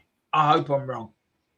I have Lincoln City going down as well too, and as great as they played last year in League One, the question is number one, did they do enough in the summer to consolidate up the championship? It's going to be a very competitive division this year, and a big part of me thinks that Lincoln City is going to go right back down. I also have Bolton going back down as well too. I don't think Bolton are going to be able to withstand the pressure in the championship, and here's the thing for all you Pompey fans, your Blackburn Rovers, and your West Brom fans. I do not have you going down this year. I think you guys will get just enough to stay up. but I can envision a scenario where Charlton Athletic go down. Right. Ooh, Charlton. Yeah. I can see that. That's a very young team, and the way that Charlton play football, it's not necessarily bringing in championship level players. They're a team that really rely on their academy. Now, granted, they're in a part of London where they actually have very good academy products, but they give a lot of first team pathways to academy products. They're a very young team, and I don't know, man. A big part of me thinks that unless they're going to at least bring in some championship level caliber players to compete with some of those young guys, I can envision a scenario where they finish down in the relegation spots. So for me, I think it's going to be Bolton, Lincoln City, and Charlton. Interesting. My teams to get promoted. Yep. I would have to agree with you, Wrexham. I think Wrexham will be up there. I think Birmingham as well will be up there as well. I think I reckon it's going to be. It might be a fight out between them two teams, between Reynolds and Tom Brady. I just think that they're the bigger spenders, aren't they, in the championship? So them two will go up. And Middlesbrough will get up in the playoffs. I think for me, that's my interesting. Interesting. My automatic the team that for me wins the league this year will be West Ham. I think West Ham kept most of their relegation core together, and of course, what's his ass is going to stay with West Ham this season. What's his name? Bowen. Yeah, Jared Bowen is decided to stay at West Ham. And don't get me wrong, they did have a little bit of an exodus, as you would see when they dropped down, but for the most part, it's that team should be good enough to win automatic promotion and come right back up to the Premier League. They're going to have parachute payments. They're going to be able to. They're not only going to be able to withstand, but I also think that they're going to be able to put enough pieces in place where they're going to get their automatic promotion. My second automatic promotion, I'm going with Middlesbrough. I'm a big believer in Middlesbrough. And when you look at some of the work that they did, yes, they get rid of Hayden Hackney, who goes to Everton, but I like the addition of Will Lancashire, who last year with Oxford proved that he can score goals at the championship level. And I would think that with Will Lancashire now as the target 9 for Middlesbrough, I think he's going to continue to pick up where he left off. I think Will Lancashire is probably going to be within the top 3 when it comes to goals scored. Yeah. In the championship, but they also got Sebastian Berhalter from Vancouver. 25-year-old. He's the guy that's going to step in to replace Hayden Hackney. And so now you have an American double pivot with him and Aidan Morris. I like that. And they possibly could end up with Ashley Phillips from Spurs as well, too. And I think that team is last year, I think they finished on 80 points last year. I'm a big believer in Middlesbrough, and I think it's going to be West Ham and Middlesbrough gaining the automatic promotions. I think it's going to be Millwall, Wrexham, Derby, and Burnley, I think, are going to be in the playoffs, and I think that Wrexham is going to grab the promotion out of the playoffs. Do you know one thing about West Ham? Why I didn't say them was I know there's a lot of financial headaches going on behind the scenes, and I just think there's a lot more upheaval for them down the road. And I think it's very hard for a Premier League side to adjust to the Championship straight away. Now, they may end up winning the league. You may be right, Stephen. They may end up getting put straight back up. But I just feel the way they went down, the way they were, they feel like a little bit of a disorganized. Yes, they've kept the manager. Yes, some players have gone. Yes, Bowen is staying. I just feel they're going to find it a bit harder than they think. But you may be right. You may be spot on with that prediction. But I just don't think West Ham, I think they're going to struggle. But that's just me personally. I just think, I agree with the rest of it. I just think do you think the Premier League teams come down? Out of the 3 that got relegated, who do you think has had the better summer so far to go straight back up again? Maybe Wolves. They pick up Raul Jimenez back up from Fulham. Now, granted, Raul is like 36, and so you're talking about maybe the last year or potentially 2, but he is still a very productive striker, and I think he's going to be able to score 15 to 20 goals for Wolves. The question is, are Wolves going to be able to? And again, they didn't necessarily lose a lot from their relegation team. And you would think that their players that they do have coming back are good enough to potentially get into a playoff. The answer is yes. Out of the 3, I think Wolves are potentially better suited. But that being said, it's like, I hear what you're saying, right? Because the exact same thing potentially could apply to West Ham. That applies. I think Leicester City is in a far worse position. Yeah. But they lose their, I think they lose their CEO, the chick. She's gone. But that being said, it's like, that steady presence of their head coach, Nuno Espirito Santo, the steady presence of Nuno. And yes, they lose Somerville. Yes, they lost Fernandez. Of course, you're going to have players leave when you get relegated. But that being said, it's like, I look at the core of that team and I'm like, how does that, a lot of things would have to go wrong for West Ham to not only go straight back up, but also finish in a position where they're not even competing for a playoff spot. And I just look at it and I'm like, is the situation that terrible where they can't necessarily go straight back up? I don't necessarily think it's that bad, but I do hear what you're saying, and I do put stock in a lot of what you said. Yeah, it's going to be interesting. I'm going to look forward to it. And as the season goes on, and as we've seen the Championship and League One, League Two develop and see where our teams are up, it's going to be interesting, Steve. I'm looking forward to it. I really am looking forward to it. It's going to be a bit of fun. I think it really will be a bit of fun. Before I get to the last question, Wayne Bonner says, I don't know why, but I have a soft spot for Middlesbrough. I like to see him in the Prem. I do too. And I like the fact that they're bringing in American players. You know how I feel about American players in the Championship. I love them. But that being said, it's like that team is so good. They're a well-oiled machine, and I like the addition of Will Lancashire as their out and out striker. There's something about Will that. I'm just glad that we have a buyback clause on Will Lancashire. That's all I'm going to say about that, because I have a feeling that Will is going to develop into what we all think he's going to be. And that's going to end up paying huge dividends for Middlesbrough. I like everything about that team. Their defense is solid. I like their goalkeeping situation. I just like the way that they play football. And I think, we were talking about Hillsborough being absolute bananas this upcoming year. Riverside Stadium is also going to be absolutely batshit crazy. All right, so last question, Derma. Who gets relegated from the Premier League this year? Oh, Premier League. Yeah, who's going back into the Championship? Right, let me get the Premier League up. Hang on. Okay. My brain has gone a little bit. Where have I put? There we go. Right.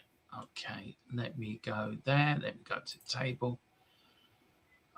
Look, obvious questions. People are going to say Hull City. I think that's obvious. Do you know what? This is my bottom 3. And I don't mean this to be disrespectful to any other fan that's watching. I think Forest are going to be there and thereabouts. Ooh. I think I think the way that they've sold Anderson to Man City, they haven't really bought anyone to replace him. They sacked their manager. They brought Glasner in. I don't know. I think also Ipswich Town's going to be there thereabouts, but I think Ipswich Town might be all right. They might stay up. So here's my bottom 3: Nottingham Forest. I'm going to go for Crystal Palace and Coventry. I think Crystal Palace. I'll tell you why I say Palace, right? And this is the reason why. I think Palace, they're losing players. They've lost Glasner. I don't think they've got the togetherness they had on the Glasner. And I think it's going to take the new manager a while to get his feet under the ground. He has to get a good start to the season. He has to get off to a winning start. And if you don't get off to a winning start, like we saw last season, once you start losing games and it becomes a habit, it's very hard to break that habit. It's very hard to get out of that. Hull City, Ipswich, and Coventry got nothing to lose because 9 times out of 10, everyone expects them three. The ones that came up are the ones that go down. And I just think Palace with Europe in the Europa League this year as well, they haven't done much in the transfer market as well. I think they're going to struggle. I think Coventry probably be one of the 3 to go down again. I expect Frank Lampard to get sacked halfway through the season as well from Coventry. I do. And Nottingham Forest, one reason, because I just don't like their owner. I think just sell us Gibbs White, get it over and done with, and just go back into the Championship, Macaracas. Just stay there. That's where you deserve to be. But that's my tree. See, here's the thing. As a Palace fan, I just think Palace have so much firepower that I don't think that they're going to be able to get relegated. I think they're going to be able to score goals. The thing that, last year they lose Mark Gahey. They just lost Maxime Lacroix as well too. But that being said, it's like when you look at Palace and you look at what they'll do, just like Brighton, just like Bournemouth. Their recruitment is so good that they'll uncover an Italian defender that nobody saw coming, and they'll plug and play. That's like they're going to be fine. Like I think if they had lost, it's funny because they lose Michael Elise and it didn't affect them. They lose Eberici Eze and it didn't affect them. They lose Mark Gahey and they still win a European trophy, right? So from that standpoint, it's like we have seen bigger players leave and it not affect them. And when you still have your striker and you still have your cams and you still have what's his ass in the midfield, Adam Wharton in the midfield, it's like that team is going to be, me personally, I think Crystal Palace is going to end up finishing where they always finish, which is anywhere between 10 and 12. I think they're going to be just fine. For me, I easily can see Ipswich going down. And again, I think when teams come up, you have to point to Sunderland as the model to understand how to consolidate in the Premier League. And not only did they consolidate, but they get a European place this year. But what they didn't do was they didn't go up into the Premier League like Burnley, where you're going to play this beautiful style of total football. And it's like, well, everybody does that. And in order for you to do that, you actually have to have better players in order to be able to maintain. And that's why Burnley continues to yo-yo, because they haven't figured out. And it's the same thing that Leeds did, which is the exact same thing that Sunderland did, where it's like, here's what we're going to do. We're going to get athletic, physical players, even though that, other teams are going to be better when it comes to technical. But what it is we're going to have a team that's going to be in place that is not going to be afraid to compete, and we're going to get some results. And that's how teams coming up should actually model it, right? I don't think the issue with Hull is that as cool as it is to see Hull, that the Tigers back in the Premier League, they're coming off a season where they had a transfer ban, and the work for them to put themselves in a position where they're going to be able to stay up and consolidate, I think that's just too much for them in one window. Now, it all depends on what their wage bill was from last year going into it, because a lot of teams make the mistakes of spending so much money to get to promotion that when you get that Premier League money, half of that goes away to cover your costs from the last season. Yeah. The only thing that I like about Hull is because they were on the transfer ban, they didn't necessarily do that. And they overperformed their metrics and they were able to get in. So maybe they might be able to use some of that 120 million pounds to get some physicality through the door, but I don't think it's going to be enough. So I actually have Hull going down. I have Ipswich going down because, again, Ipswich, we saw them a couple of years ago, which was fantastic when the Tractor Boys were there.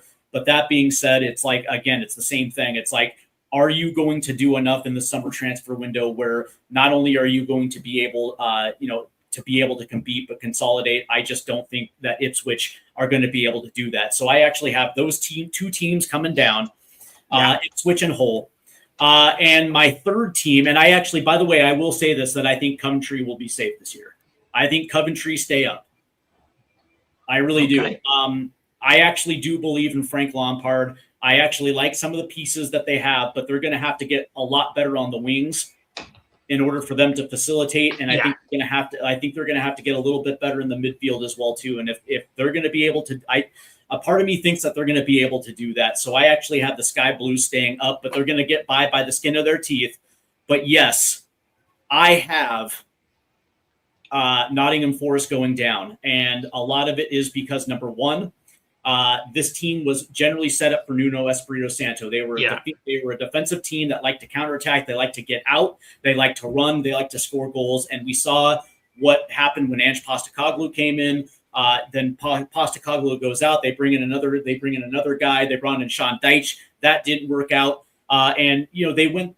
Last year was just absolute utter chaos. And now they bring in Oliver Glasner, and you're bringing in a different style coach to the sum of the parts, where they're going to have to do unbelievable transfer business in order to actually set their team up to actually compete in the style in which Oliver Glasner likes to play. And what I will say is that you mentioned that Frank Lampard is going to get fired halfway through. I actually think it might be Oliver Glasner, because he decided to take a job with an owner that has no chill, and he has what's his name, Markakis, their owner, Marinakis. There you go. Yeah. He also has no patience whatsoever. So what happens when Forest goes on like a stretch of 5 games where they have no wins, maybe a draw or 2, but it's like 3 losses? You're not going to sit here and tell me that Oliver Glasner is not going to get the boot, please, man. No, I agree. I know. Like, to me, he's going to be the first one. If there's going to be a coaching carousel, it's going to be Oliver Glasner. It sucks. Like he did himself. He should have went to like Fulham. You know what I mean? Like, that would have been a very good spot for him to go, where you have an owner that is actually going to allow you to work your way through bad spots and allow you to rebound. Yeah. And if it doesn't improve, then you're going to be gone.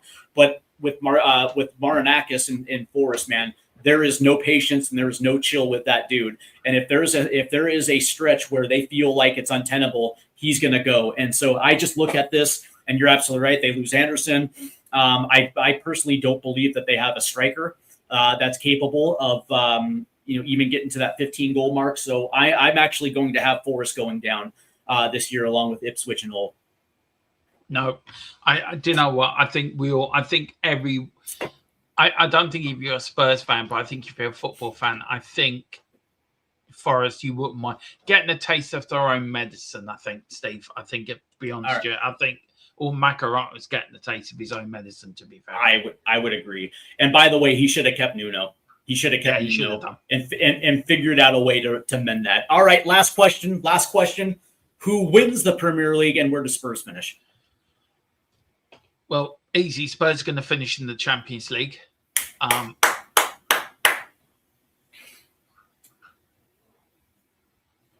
Who wins the league? Who wins it this year? I've got a gut feeling Liverpool. Ooh, I like that. I like it. I think Liverpool. But I think Spurs is going to be thereabouts in the championship fight. I think they might fall away near the end of the season, but we're going to be in contention. But we will finish Champions League. What about you?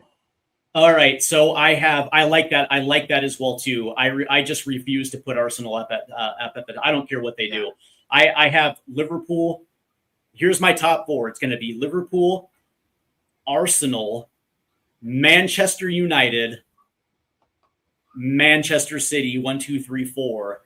I have, let's see, in the 5th position, I'm going to say Chelsea in the 5th position, and in the 6th position will be Spurs. Yeah. I think fair enough. I think that, don't get me wrong, there's still more work to do for Spurs in the window. We desperately need to bring in a left-sided attacker, and we desperately need to bring in a striker. The mandate for the rest of the window has to be goals, and if we're able to pick up those 2 pieces, I think we'll be just fine, especially with the midfield. But it's going to be the exact same thing I said last year at the start of the season, where number one, if they can stay healthy, they have to avoid what happened the last 2 seasons. We cannot have another injury crisis. That's the first thing. But if things break well and we're able to score goals, I think for the first season is getting into a European spot, whether that is the Europa League, whether that's the Champions League or conference, it doesn't matter. As long as we get into a European spot, that's number one. And number two is we make a cup run, whether that's Carabao or FA, as long as we get to Wembley in one of those, I think that would be a fantastic first season for Roberto De Zerbi. Yeah. No, I agree. I agree. I think winning a cup should be a priority this year. Yeah, I think we will, and I think we will win a cup this year. I think we will. I think we will win the League Cup this year. I think we'll go far in the FA Cup as well. But I'm very excited about this season. Spurs will be there thereabouts. I just got this little dark horse that we could be a dark horse for the league. And you're right. I don't care what Arsenal are doing. I don't care what Man City are doing. I don't care what Man United are doing. I'm looking at the business we've done. And the business that we've done. And there's more to come. And you think by the time we get to the end of deadline day, you look at all the squads put together, who's going to have the better squad? I think Tottenham, under De Zerbi. You go. You watch your squad. I would. By the way, I think the best signing will end up being, what's funny, because we got Mateus Fernandes and we get Sandro Tonali, two players that I absolutely love. But do you know who I think might end up being the best signing of them all? Who? Jan Paul Van Hecke, the new right center back. I think Andy Robinson might end up being the best signing of them all. Free transfer, and he brings that mentality. He's got that captain material. Don't be surprised to see him, Archie Gray. I still think James Manson's going to be named captain, but Archie Gray and Robertson within that leadership group. Look at Wayne Bonner. It's coming home. Yeah. The FA Cup is coming home this year. I love it. Yeah. But and we'll probably get into it more, but I will say, like, if you told me that they ended up getting Saeed El-Mala from Germany to play the left side, and they ended up with either Eli Jr. Krupi or Flo Balogun, I would be absolutely over the moon. Yeah. I think if that ended up. All right. But Dermotron, I think that's going to do it today. I love the conversation. I absolutely love the promotion and relegation talk today. Yeah. Any last words for you, my friend? No, not at all. Just please, everyone, like and subscribe on this great channel, and there'll be more of these podcasts to come during the season. Let's see if we've got our predictions right, if we got them wrong. And as I said, we're not just going to talk about Premier League. Anything that breaks within football, me and Steve will be here talking about it. So that's what the idea of this podcast is. And I've enjoyed it today. Time's flown. It's absolutely flown by. So I've really enjoyed it. Absolutely. And the thing I'm looking forward to this is we're going to be talking about leagues that otherwise that generally we wouldn't hear about, whether that's MLS or the Scottish Prem, because there's a lot of interesting conversations to be had. So please make sure you hit that like and subscribe button. Also hit that notification bell, and also share this video as well too. And it's not just this channel, but it's also THFC Tottenham Till We Die over there on Dermo side. And make sure that you support both of these channels because I don't think you're going to be disappointed whatsoever with these conversations. And of course, if you're a Spurs fan, both channels I think do a very good job covering Spurs as well too. All right, that's going to do it for us. I do want to thank Wayne Bonner. I want to thank all of those that participated in the chat today. You guys are awesome. So until next Sunday, Dermot, I believe we're going to be on your channel next Sunday. Yes, we are. Next Sunday at 5. Yep, and I'm looking forward to that conversation. And, of course, throughout the week on not only Stateside Footy, but also THFC Tottenham Till We Die, we're going to have coverage, obviously, of the rest of the transfer window. And, of course, for preseason live streams, definitely check out Dermot's channel because I think you did MK Dons last night too, didn't you? Yeah, I'm suffering today. I've worked out, Steve, I'm 50 in February. I cannot burn the candles off both end anymore. I'm really suffering today. So, yes, we are covering every preseason game. I'm never doing the 4 o'clock start kickoff in the morning again. I know how you guys feel now. I can sympathize with you. I was doing the MLS live stream last night, and somebody popped into the chat and said, "Hey, are you doing Spurs versus NK Dons?" I was like, "Lord, no." I was like, if it's 4 o'clock in the morning, then it's 11 o'clock at night. And as much as I love Spurs, let's be perfectly honest, man, it's the preseason. It's the preseason. Come on now. You know what I mean? So, all right, guys, that's funny. That's so funny that you did a 4 o'clock in the morning live stream. Yeah. Hopefully your numbers were good, man. Hopefully your numbers were good. I had some weird people come in the chat that were coming in from the pub, to be fair. It was interesting.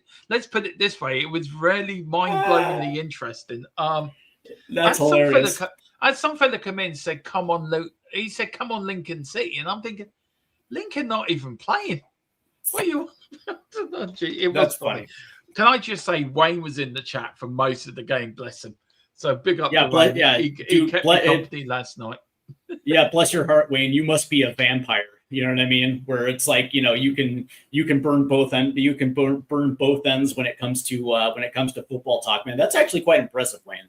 Like, do you get like 2 hours of sleep a night? What's your situation, man? I gotta know how you do it. But yeah, we had a good talk. The only thing I was disappointed we didn't see Mason Miller. I can't wait to see him. But what was the final score of that one? We beat Auckland City 2-0. Okay. Dean Scarlett and Richie. So it was a Tottenham. What impressed me more, it was minutes in the leg. The result was good, but it's when we get to Hoffenheim, when we get to get that Hoffenheim, them 2 games is where the performances are going to start to matter. Yeah, and then you're also you're just putting the fine tunes on your starting 11, getting those last little details ready before you start against Brentford. So, all right, guys, thank you for tuning in. Derma, again, you are a legend for this. I want to say thank you as well too. This is always fun. I'm looking forward to next Sunday. And what's coming up on THFC TTWD? Got transfer news beat tomorrow night. Then on Wednesday, we've got the latest watch along, Tottenham versus Sydney. And then we've got news beat transfer stuff. Tomorrow night, we've actually got Ricky Sachs from Last Word on Spurs coming on, which I'm absolutely over the moon with that. Nice. That was thanks to Billy. I'm trying to get Ricky Sachs as well too. So hopefully it'll work out. It will work out. He seems to be very fair. And then all transfer stuff and watch-alongs at the weekend. Was there watch-along? Yeah, I think there is on the first. There it is. 1st of August, there is a watch-along as well. So, yeah, plenty of pre-season watch-alongs and transfer talk. Excellent. Yep. Everything else in between. So there you go. There's plenty of coming along on THFC TWD here on Stateside Footy. Of course, we will be back on Tuesday as we continue our discussion on Pochettino. And we should probably know by then if Pochettino is going to come back to the U.S. men's national team. It would be kind of stupid if he didn't, but what do I know? And then, of course, next weekend, as we gear up again for the MLS weekend, plenty of stuff going here on Stateside Footy, and we're going to continue our Tottenham coverage as we inch closer to the regular season. So you guys have a great weekend. Enjoy the rest of your Sunday, and I will see you in a couple days. Take care, guys.